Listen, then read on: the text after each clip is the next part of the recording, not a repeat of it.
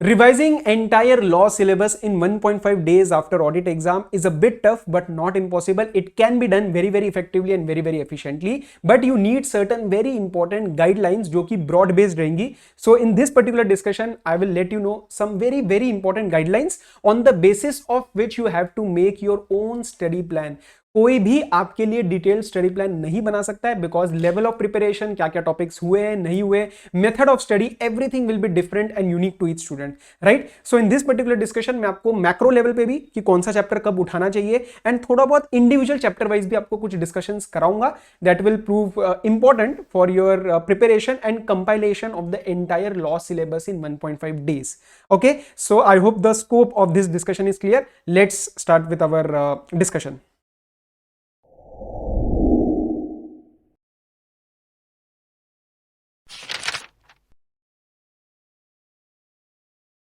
Hello everyone and a warm welcome to our channel. I hope you are doing well and आपके papers अच्छे हुए हैं. अब जो भी हुआ है, जैसे भी हुए, जस्ट फॉरगेट इट. हमारा नेक्स्ट टारगेट है लॉ, सिर्फ और सिर्फ वही दिखना चाहिए. अब now in this particular discussion हम बेसिकली बात करेंगे 1.5 डेज में लॉ कैसे प्रिपेयर करना है, कैसे कंपाइल करना है, कैसे रिवाइज करना है. So first of all speed and थोड़ा बहुत हमारा जो एक method of coverage, it will be a bit fast because we don't have that much time. So quickly दो डिस्क्लेमर से स्टार्ट कर रहा हूं. If you have your own study plan, bye bye, stick to it. ये video आप छोड़ दो, बिल्कुल मत देखो.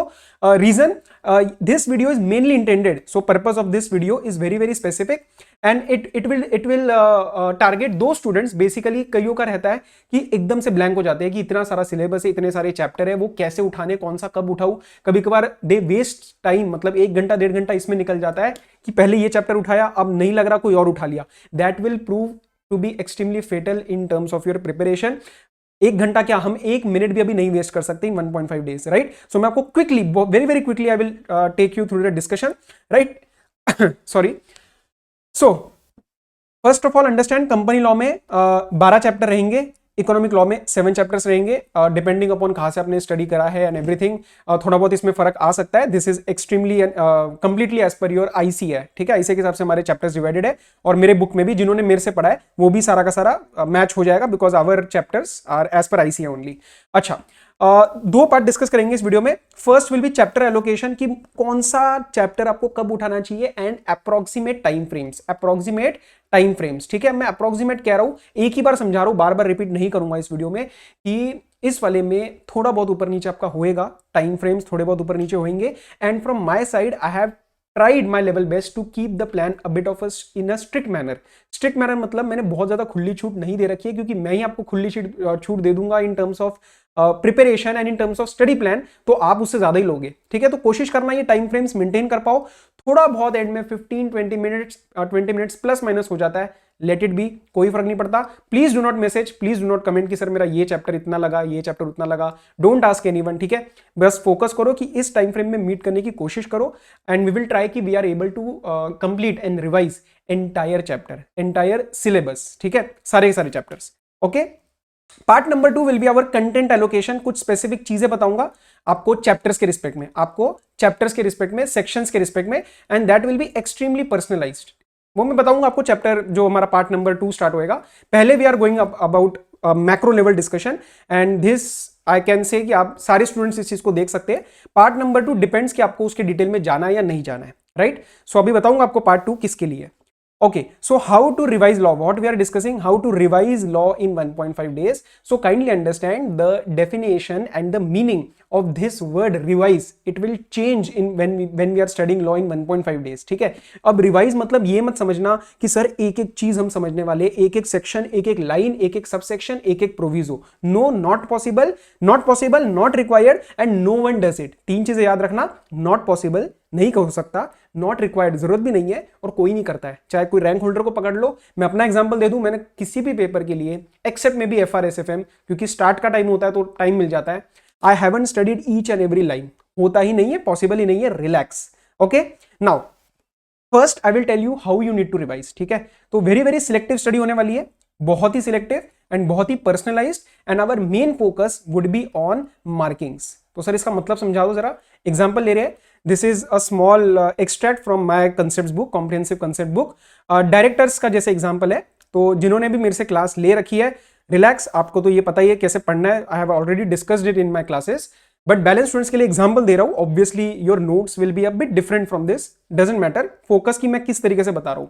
देखो फॉर एग्जांपल सेक्शन 149 है, अब मैं एज अ स्टूडेंट हूं, let's say I am a student, मैं भी पढ़ने बैठा हूं, अब मुझे याद है कि यार 149 जब मैं पढ़ता था मुझे कोई दिक्कत नहीं आती थी, इसके क्वेश्चंस में भी कोई दिक्कत नहीं आती थी, मेरे मार्किंग में भी एज सच कुछ ऐसा पॉइंट नहीं लिखा हुआ, नॉर्मल सा है कि हाँ हर कंपनी ये वो एवरी इंडिविजुअल उसको हर एक इंडिविजुअली अपॉइंट हो सकता है एज ए डायरेक्टर, मिनिमम 1 2 3 और ये सब मोर देन 15 इसके क्वेश्चंस भी कर रखे हैं।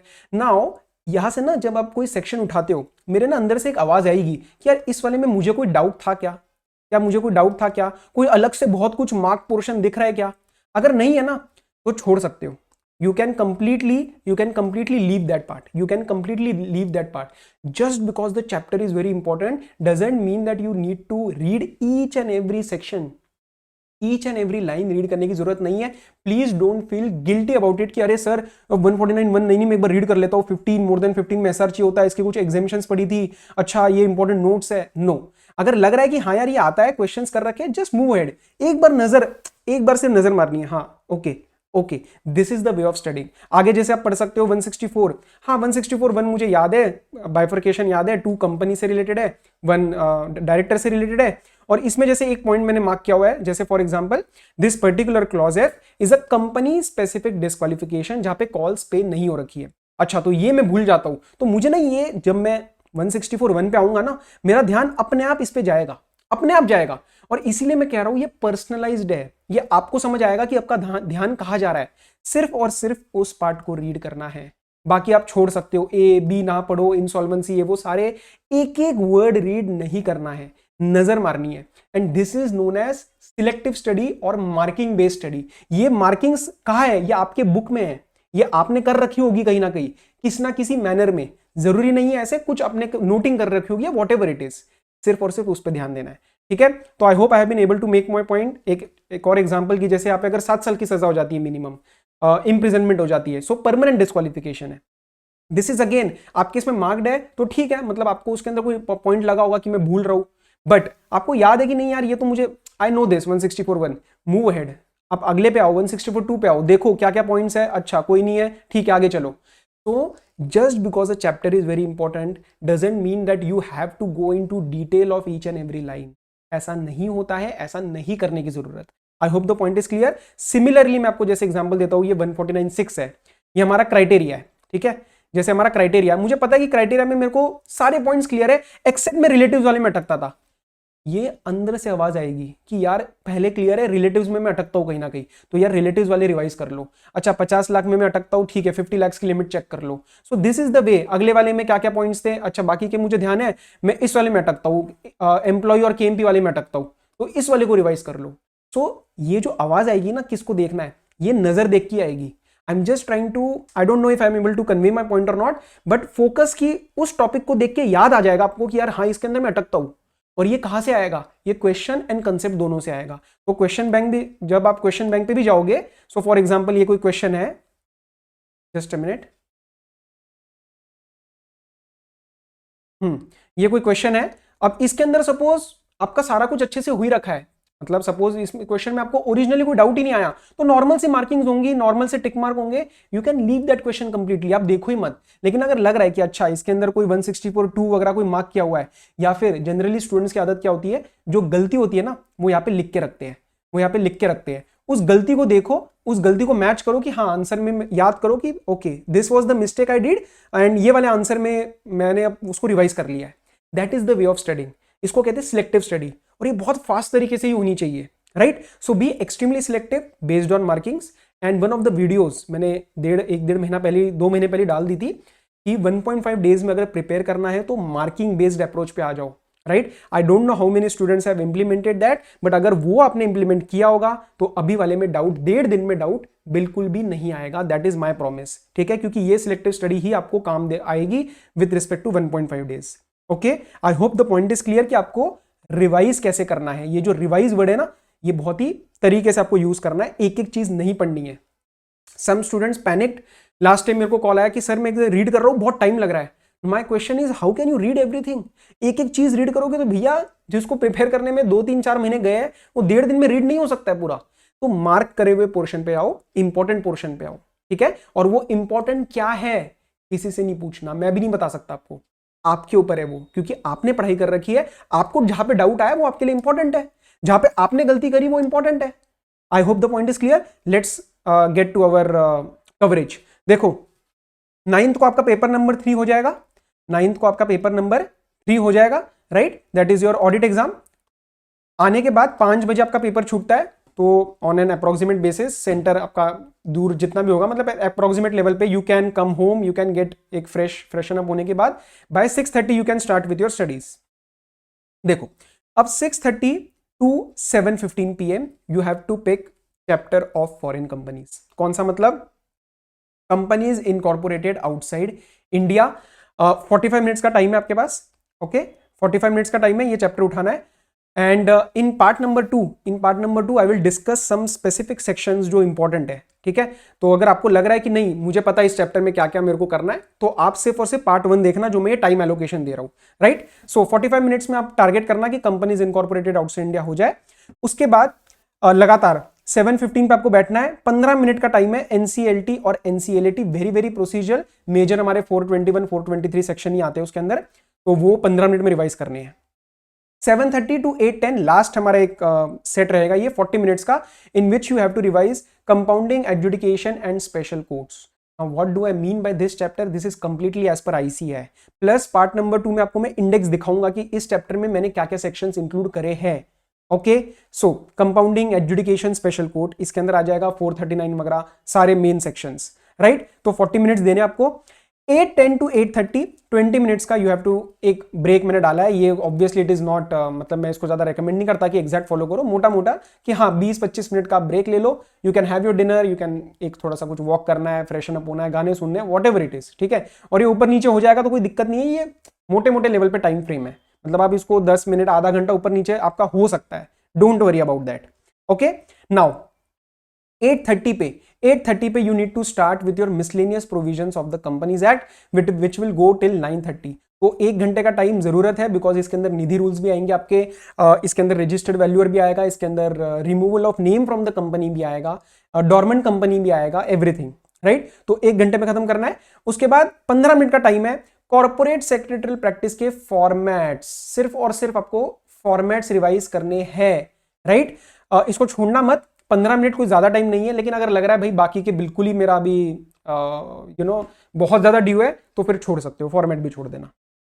Next 9:45 to 11 1 hour 15 minutes, 1 hour 15 minutes में आपको एक बफर दे रहा हूं।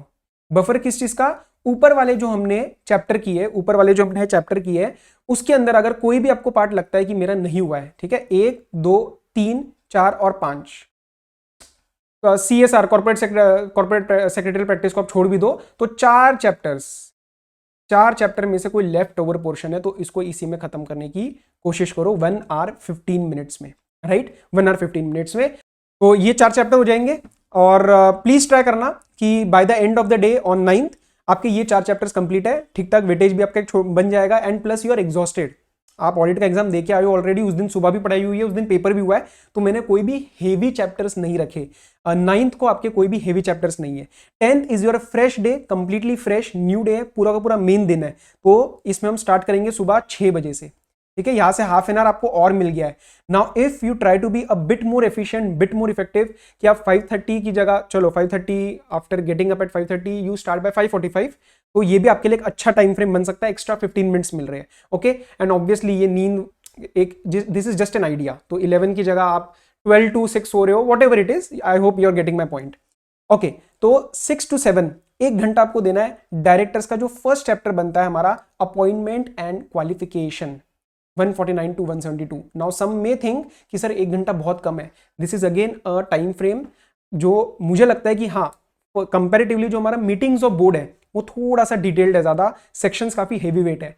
फर्स्ट वाले में अगर पॉइंट्स क्लियर है तो रिवाइज करने में ज्यादा टाइम नहीं लगता है, this is my experience and my students experience and last आपका अटेम्प्ट का एक्सपीरियंस। बट आपको लगता है कि नहीं सर इसमें 1.5 घंटा जाएगा, दे दो, 6 to 7:30 कर लो, कोई फर्क नहीं पड़ेगा, ओके। देन 15-20 मिनट्स का ब्रेक ले लेना बीच में, 7 to 7:15 जैसे ब्रेक दे दिया। 7:15 to 9 AM मतलब 1 hour 45 मिनट्स, 1 hour 45 मिनट्स आपको लगेंगे for meetings of board and its powers. इसके अंदर हेवी वेट सेक्शंस है 185, 184, 188, 186, 180, ये सारे के सारे हेवी वेट सेक्शंस है, इसलिए इसके अंदर ज्यादा टाइम जाएगा। बट पढ़ने का तरीका again very very selective. Okay, after that take a half an hour break, क्योंकि हमारे जो comparatively first and second chapter काफी हेवी वेट है, तो completely half an hour break ले लो, कोई इशू नहीं है उसके अंदर, ब्रेकफास्ट ये वो what ever it is. 9:30 to 10:30 preferably give only 1 hour for manager remuneration. In my opinion इसके जो क्वेश्चंस करने में टाइम जाता है, जब आप पहली बार पढ़ते हो फर्स्ट स्टडी में टाइम जाता है, लेकिन रिवाइज करने में इस चैप्टर में ज्यादा टाइम नहीं जाता है। अगर शेड्यूल क्लियर है, टेबल क्लियर है, शेड्यूल 5 और टेबल क्लियर है, 197 क्लियर है, तो मेजर चैप्टर हाथ में है। उसके सिवाय 202, 203, 196 very very small sections, right. तो अगेन थोड़ा बहुत ऊपर नीचे होएगा तो होने दो, 1 घंटे की जगह 1 hour 15 मिनट्स लग रहे हैं, या मोर और लेस आप कर सकते हो, उसमें कोई इशू नहीं है। Now please mark the point कि आपने एक फ्रेश डे में, 10th is the completely fresh day, सुबह उठ के नए तरीके से आपने फर्स्ट 3 चैप्टर्स जो करे हैं, जो आपने फर्स्ट 3 चैप्टर्स करे हैं, those are again heavy weight chapters जो 20 से 30 नंबर आराम से आपके लेके जा सकते हैं। तो इन तीनों चैप्टर में हमने कॉम्प्रोमाइज नहीं किया। ऊपर वाले में भी सोते वक्त एक लगा होगा कि चलो यार 4 चैप्टर तो हो ही गए ना, 10-15 नंबर जो भी है हमारे निकल जाएंगे उसमें से। सुबह सुबह हमने मेन 3 चैप्टर कर लिए, राइट। तो यह वाले में हमारा 10:30 तक we are done with our first 3 important chapters. Now 10:30 to 11:15 AM 45 minutes का मैं आपको एक ऑप्शनल टाइम दे रहा हूं, जो कि एक बफर है। मतलब if required use it, otherwise move ahead with the plan. If required use it, otherwise move ahead, या कुछ और आपको करना है तो 45 मिनट्स में it is a buffer to absorb any left over portion of about 3 very important chapters, जो कि हमारे डायरेक्टर्स के meetings of board and managerial remuneration. तो 45 मिनट्स का टाइम मिल गया और एब्जॉर्ब करने के लिए। Okay, after that again take a 15 minutes break, 11:30 से लेके 12:10 40 minutes for inspection, inquiry and investigation. It's a very very procedural chapter with some specific sections such as SFIO वगैरह। तो 40 मिनट्स में in my opinion you have to do it। वरना देखो, आपको chapter अगर मैं तरीके से कराने बैठूंगा तो फिर आप मुश्किल से 2 या 3 चैप्टर कर पाओगे 1.5 दिन में। तो थोड़ा तो यार टाइट टाइम फ्रेम रखना पड़ेगा, फटाफट सिलेक्टिव स्टडी से आगे बढ़ना ही पड़ेगा, राइट। तो 40 मिनट्स में इंस्पेक्शन इंक्वायरी खत्म करना है। आफ्टर दैट 10 to 15 मिनट्स का ब्रेक ले लो। 12:20 PM to 1 again 40 minutes compromise, arrangement and amalgamation. ठीक है, प्रोसीजरल है, अगर क्लियर होगा तो आराम से 40-45 मिनट्स में हो सकता है। नेक्स्ट आपके पास हाफ एन आवर का एक ब्रेक है, जस्ट टेंटेटिवली एक लंच ब्रेक आप इसको बना सकते हो, आगे पीछे कर लेना, कोई इशू नहीं है। आफ्टर दैट आधे घंटे का टाइम है for operation mismanagement. Why comparatively less time? I feel operation mismanagement में जो एग्जांपल्स है ना, बहुत सारे एग्जांपल्स करते हैं हम कि इसमें ऑपरेशन है नहीं है, उसी के अंदर ज्यादा टाइम जाता है। लेकिन वो examples if you have studied properly earlier तो इस वाले में ज्यादा टाइम नहीं जाएगा। इनफैक्ट बहुत बच्चे एग्जांपल्स देखते भी नहीं है क्योंकि वो एग्जांपल्स याद रह जाते हैं। ठीक है, तो मेजर हमारे बचते वही क्लास एक्शन 241, 244, 243। तो आधा घंटा या may B 40 minutes you can try कि आप इसको देके खत्म करो। उसके बाद 2 to 2:30 आधा घंटा अगेन आपको देना है फॉर वाइंडिंग अप। थोड़ा बहुत ब्रेक ले लेना बीच में, यहाँ पे मैंने दिया नहीं है, you can take break, but I feel कि लंच के बाद आपने बस ये एक 40 मिनट्स का ही, आधे घंटे का ही सेशन हुआ है, तो इसलिए may be you can skip the break, but if you want take it.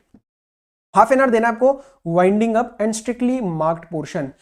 One small piece of advice, winding up एक हमेशा ना वैसा चैप्टर रहा है जो बच्चे करते नहीं है। I have stressed upon it enough number of times कि वाइंडिंग अप भी करना है। मैंने इसके कुछ इंपॉर्टेंट सेक्शंस के एक स्पेशल सीरीज बना के प्लेलिस्ट भी क्रिएट करी थी, बहुत बच्चों ने देखी है तो वेल एंड गुड, नहीं देखी है तो अब कोई नया प्लीज मत उठाना। अगर वाइंडिंग अप कर नहीं रखा है ना, my advice would be to leave it completely altogether. And the reason is that एक सेक्शन करने में भी आधा घंटा जा सकता है वाइंडिंग अप के जो मेजर सेक्शंस है, लेकिन एक बार कर लिया, उसके क्वेश्चन एक बार हो गए तो फिर आप आधे घंटे 40 मिनट्स में सारे सेक्शन जो मार्क्ड वाले होते हैं वो कर सकते हो। सर मार्क्ड वाले कौन से हैं एक बार याद दिला दो, वो पार्ट नंबर 2 में होएगा। ठीक है, तो 30 to 40 मिनट्स अगेन मोर और लेस आप 10 मिनट्स कर सकते हो। तो वाइंडिंग अप का स्ट्रिक्टली मार्क पोर्शंस जो कि hardly there are 8 to 9 sections out of the entire lot, पूरा का पूरा नहीं हो सकता, छोड़ देना, वो मैं खुद ही कह रहा हूं। ओके, अपार्ट फ्रॉम दैट अब हमारे ये 3 चैप्टर हो गए ना। देखो, इंस्पेक्शन, कॉम्प्रोमाइज, ऑपरेशन, ये 3 और एक वाइंडिंग अप का सिलेक्टिव पार्ट, तो ये अगेन एक अच्छा एक अपने आप में 10-15 मार्क्स ले सकता है। तो उसके बाद आधा एक 1 आवर का टाइम फ्रेम है, 2:30 p.m. to 3:30 p.m. that will be again an optional which will be acting as a buffer to absorb any left over portion of company law. क्यों? क्योंकि ऊपर वाले में अगर आप देखोगे तो हमारे 12 चैप्टर खत्म हो रहे हैं, 12 चैप्टर खत्म हो रहे हैं। तो यहाँ पे अगर आपको लगता है कि नहीं मेरा वाइंडिंग अप का कुछ रह गया, या मेरा ऑपरेशन मिसमैनेजमेंट का एक सेक्शन मुझे दोबारा देखना है, या मुझे पहले दिन मिसलेनियस प्रोविजंस में से निधि का कुछ देखना है, तो वो आप यहाँ पे खत्म करो एंड कंपनी लॉ हमारा खत्म होता है। तो please feel happy, we are done with the company law by approximately mid of 10 December, right? Okay. अब आते जरा बचे हुए टाइम पे। 4 बजे 3:30 से 4 आपको हाफ एन आवर का ब्रेक है। 4 to 6:15 2 hours 15 minutes will be given for FEMA।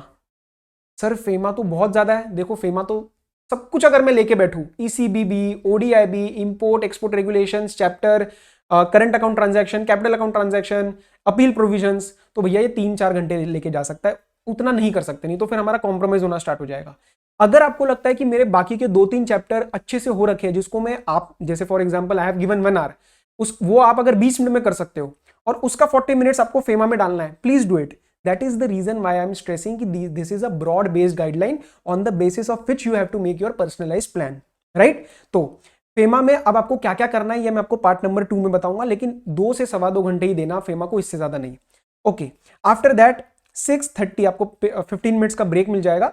From 6:30 to 8 PM 1 hour 15 minutes है। सेबी एंड LODR रेगुलेशंस आपको निपटाने हैं। सिक्योरिटीज लॉ पूरा का पूरा आपको फिनिश करना है, आपको फिनिश करना है, राइट? 1.5 घंटे में, आधे घंटे का एक मोर और लेस 30-40 मिनट्स का आपको एक ब्रेक मिल जाएगा। इसमें आप डिनर प्लान कर सकते हो, जैसे भी, कंप्लीटली योर चॉइस। ये सिर्फ एक बनाना था प्लान, इसलिए मैंने बीच में डाल दिया। Okay, 8:30 to 9:30 1 hour will be given for FCRA because it is a very very procedural chapter. इसके अंदर कंसेप्ट इन्वॉल्व नहीं है, प्रोसीजरल है कि याद है तो रिवाइज हो जाएगा फटाफट, नहीं याद है तो नया लर्न करने मत बैठना। कुछ कोई सेक्शन छोड़ रखे हैं, कोई प्रोसीजरल पार्ट है, उसको नया लर्न करने मत बैठना, बहुत टाइम जाएगा, that will be a blunder, right? तो 1 घंटे में हो सकता है। उसके बाद अगेन 1 hour में PMLA, similarly very very procedural. Concepts as such important नहीं है, कंसेप्ट्स एज सच इन्वॉल्व नहीं है, प्रोसीजरल है, कंसेप्चुअली भी इंपॉर्टेंट है, बट इट्स नॉट लाइक बहुत ज्यादा उस तरीके से सॉल्विंग वगैरह नहीं है उसके अंदर। ओके, तो ये दोनों इन माय ओपिनियन आप 2 घंटे में कर सकते हो। तो 2 hours और मे बी हल्का सा मोर, तो 2 hour 30 मिनट्स आप ले सकते हो।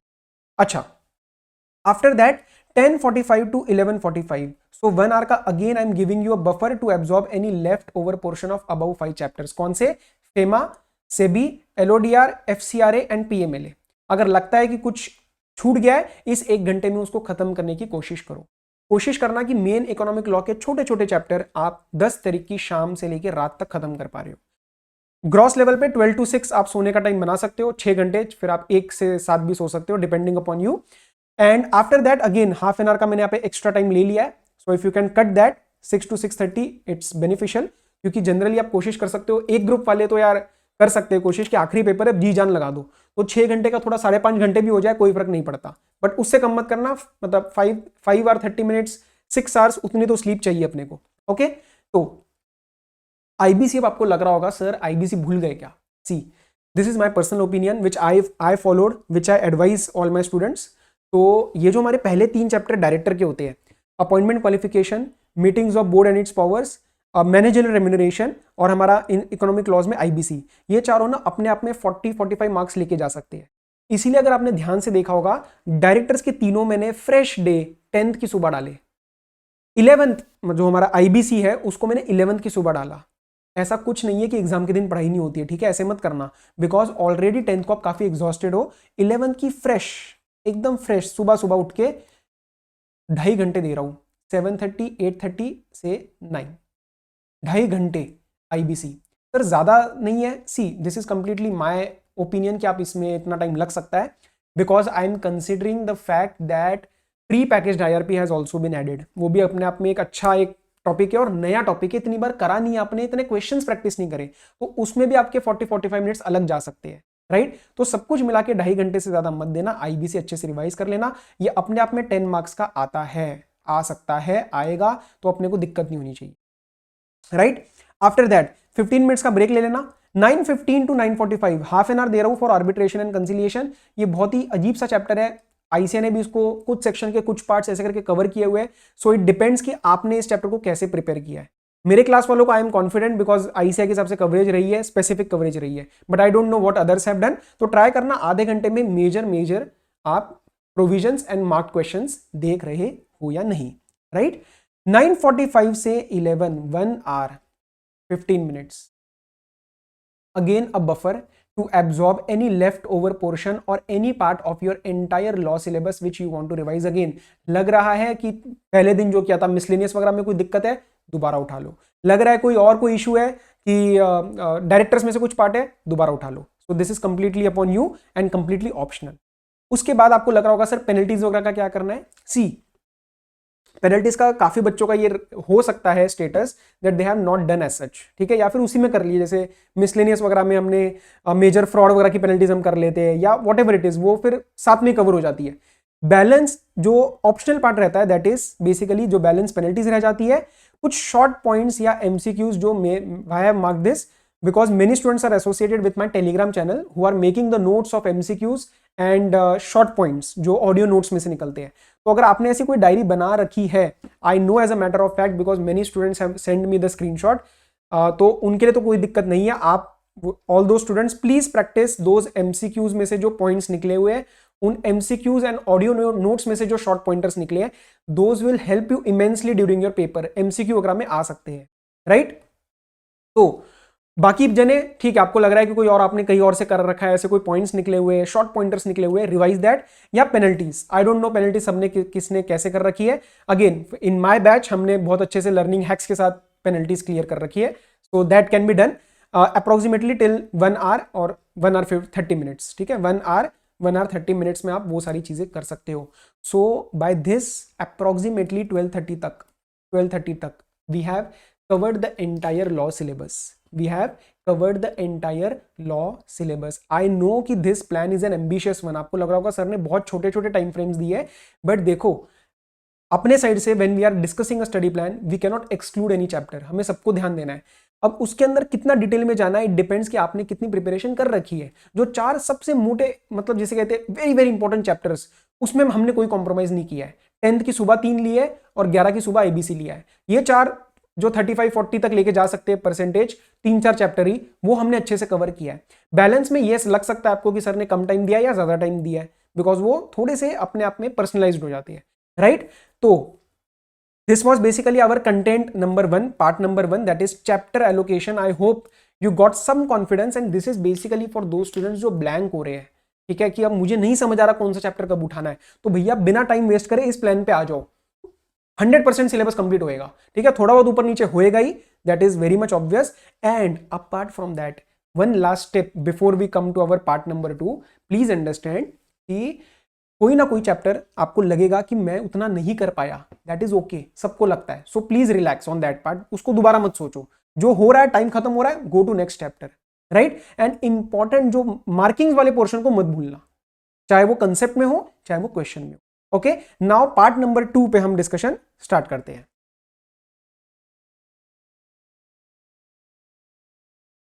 ओके, तो मैं इंडेक्स पे आ चुका हूं।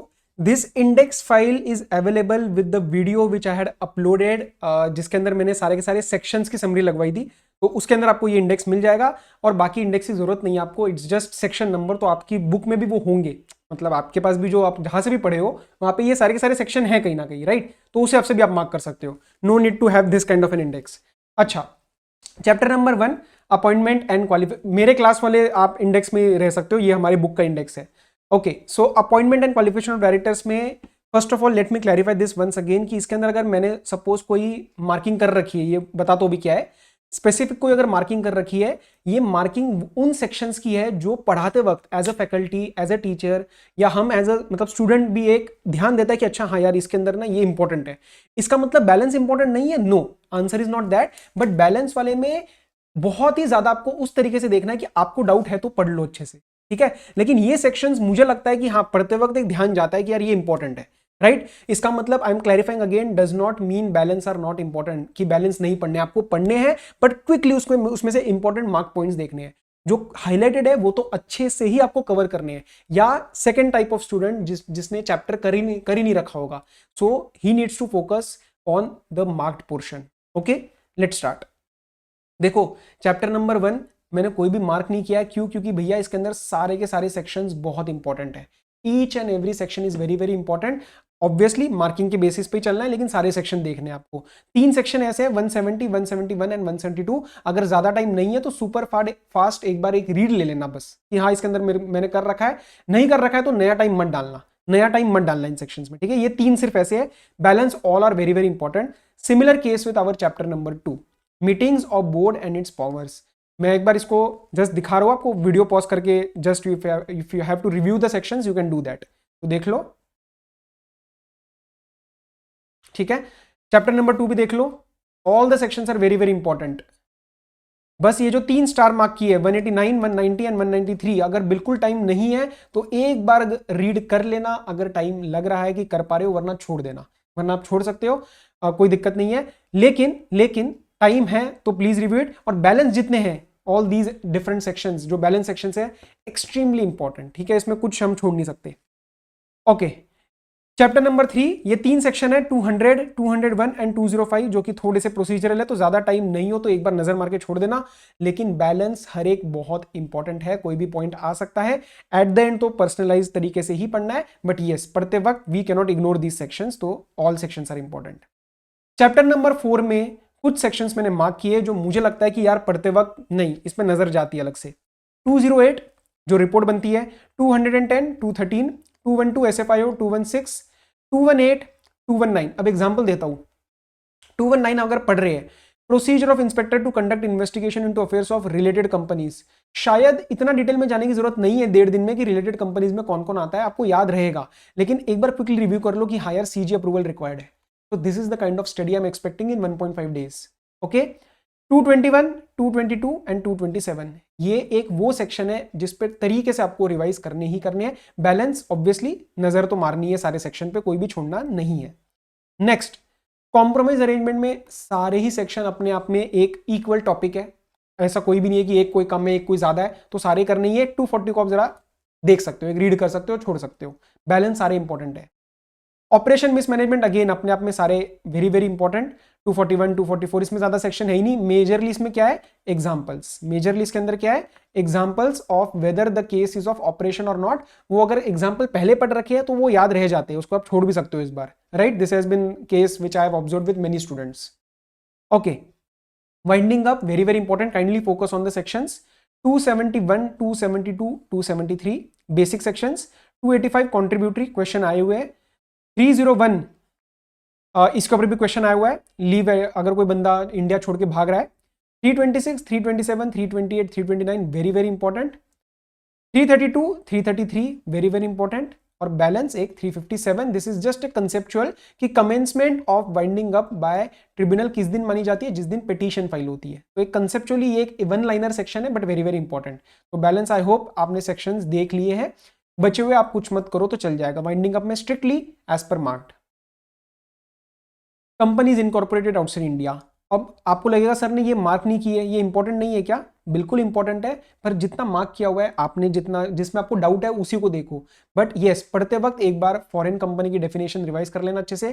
379 और 386 these are very very important. इसके ऊपर बहुत क्वेश्चन आ रखे हैं, बहुत क्वेश्चन आए हुए, राइट? एंड बैलेंस भी अच्छे से करने ही है, इसके ऊपर भी क्वेश्चन आ सकते हैं। ओके, एनसीएलटी एंड एनसीएलटी में मेजरली 2 ही सेक्शन आते हैं, 421 एंड 423। क्या बैलेंस करने नहीं है? No, you have to do it. बस एक जितना आपने किया हुआ है उसमें से मार्क पोर्शन उठा लो। बट 421, 423 स्पेशल हाईलाइट कर रहा हूं कि देख के जाना अच्छे से। Compounding adjudication and special courts में 435, 436 स्पेशल कोर्ट, 439 कॉग्निजेबल, जो भी आपको cognizable and non cognizable offences, very very important. 442, 443, 444 important. 446B and 454 also important. इसमें से मैं स्पेशल हाईलाइट कर रहा हूं ये कुछ सेक्शंस जो आपको अच्छे से ही देखने हैं। मिसलेनियस प्रोविजंस में 247 registered valuer, 248, 249 removal of name, 252 appeal, 245 government company, इसके ऊपर भी अलग क्वेश्चन आ सकता है आइडेंटिफिकेशन के लिए। और निधि के रिस्पेक्ट में कुछ, और हमारे फ्रॉड के जो पेनल्टीज है very very important. Residual penalty 450 very very important. Dormant company again important. ये कुछ स्पेशल सेक्शन है जो मैं हाईलाइट कर रहा हूं, बट बैलेंस भी आपको देखने ही है, ये खासकर अच्छे से देखने हैं। अच्छा, रजिस्टर्ड वैल्यूएशन रूल्स अगर नहीं कर रहे तो छोड़ देना, ठीक है। कर रखे हैं तो बैलेंस जो है ये वाले, इसको आप एक बार ब्रीफली रिव्यू कर सकते हो, लेकिन 3 और 4 जरा अच्छे से कर लेना, ठीक है। 3 और 4 अच्छे से कर लेना, that is my understanding of these rules. Nidhi में जो ये 13 से नीचे है ना, ये थोड़े से कर रखे, मतलब नया अगर नहीं कर रखे तो छोड़ देना। कई जनों के स्टूडेंट से मुझे पता चला कि these rules are not covered, तो नए अगर मिल रहे तो छोड़ देना। कर रखे हो तो सिर्फ लिमिट्स चेक करना, लेकिन जो पहले के हैं 23A 23B 3A 4 5 6 7 8 17 19 22 ये वाले these are very very important. तो यहां तक, ठीक है, यहां तक देख लो आप। आपके यूट्यूब पे you can just pause the video and review it, ठीक है, इसलिए मैं थोड़ा सा क्विकली नीचे जा रहा हूं। कॉर्पोरेट सेक्रेटरियल प्रैक्टिस में ओनली एंड ओनली फॉर्मेट्स, और कुछ भी नहीं करना है, लेकिन फॉर्मेट्स एक बार देख लेना, क्या पता उसमें 1-2 नंबर का फर्क पड़ जाए, and that may be a decider in whether you are passing or whether you are aiming for a rank, या may B you are claiming an exemption, right. तो वो एक नंबर में फर्क पड़ सकता है। Now coming to economic laws, again pause कर लेना वीडियो जब मैं नीचे जा रहा हूं, ठीक है, जो आपको देखने हो। सेबी में कुछ सेक्शन जो मुझे लगता है बहुत इंपॉर्टेंट है, 4 5 6 11 में स्पेसिफिकली 11 सबसेक्शन 4, ठीक है, आपको पता चल जाएगा आप बुक में पढ़ोगे तो। 11AA इन्वेस्टमेंट स्कीम, फिर ये बीच के बहुत ही प्रोसीजरल है। 15F 15G very very important penalties. 15I adjudication, 15J factors to be taken, 15JA and 15JB, actually 15JA आप छोड़ सकते हो, JB कर लो। MA and MB important SAT के रिस्पेक्ट में। 15T एंड 15Z जो मेन हमारे अपील के provisions.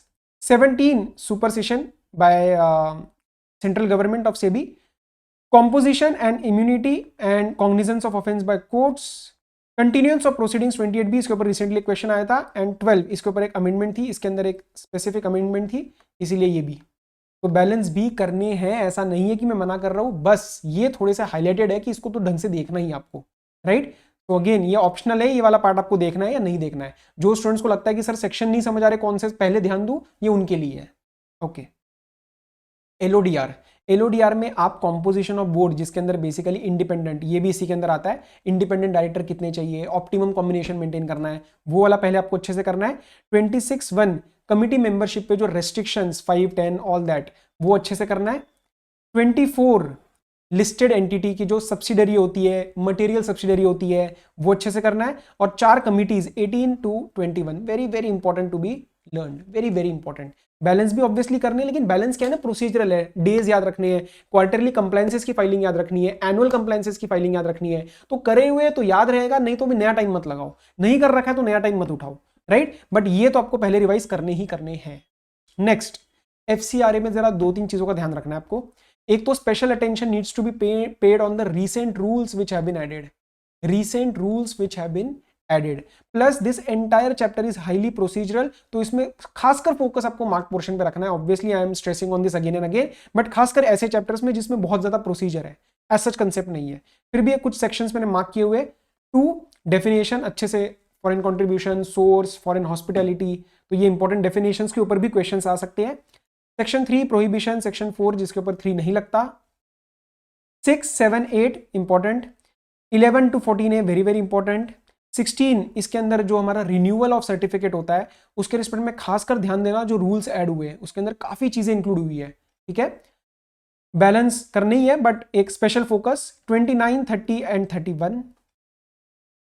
Delegation of powers, obviously एक छोटा सा मैंने पॉइंट मार्क कर लिया इसी में कि सेंटर जो डेलीगेशन किया जा सकता है वो रूल्स बनाने का डेलीगेशन नहीं हो सकता।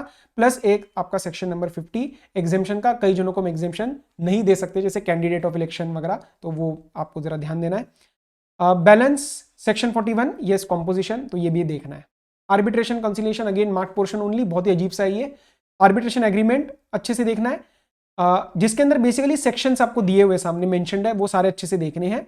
बैलेंस में से मार्क पोर्शन से हिसाब से ही चलना है, ओके। तो आप देख सकते हो इसके अंदर money laundering act 2 definition very very important. Scheduled offence क्या होता है, उसी के साथ link section number 3 what is the offence of money laundering, money laundering का मतलब क्या होता है, उसका ऑफेंस क्या होता है, सेक्शन 3।